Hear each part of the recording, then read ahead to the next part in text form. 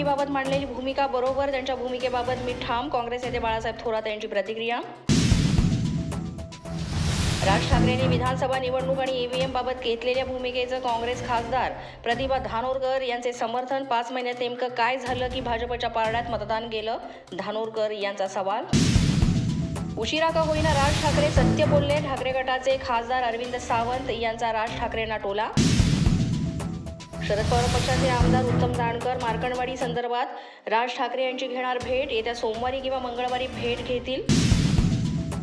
जिल्हा नियोजन समितीच्या बैठकीत धनंजय मुंडेंनी मांडला 5 वर्षांचा हिशोब. उपमुख्यमंत्री अजित पवार यांच्या अध्यक्षतेखाली झाली बैठक. जिल्ह्याची बदनामी थांबवण्यासाठी ठोस माहिती आणि उपाययोजना करण्याची मुंडे यांनी दिली मागणी.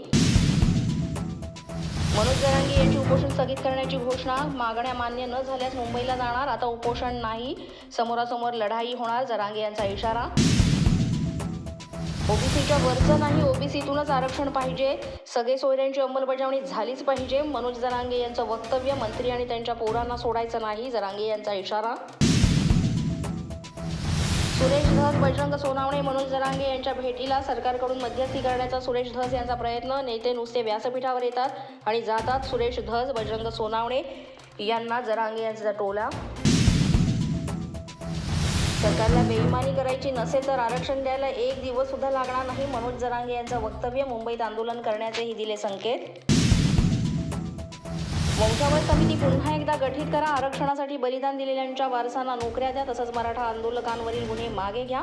मनोज जरांगे यांची पुन्हा एकदा मागणी. अशाच नवनवीन अपडेट्ससाठी आणि ताज्या बातम्यांसाठी पोलीस माझा न्यूज YouTube चॅनल सबस्क्राईब करा. तसंच आमचं फेसबुक, इंस्टाग्राम आणि ट्विटर अकाउंट फॉलो करा.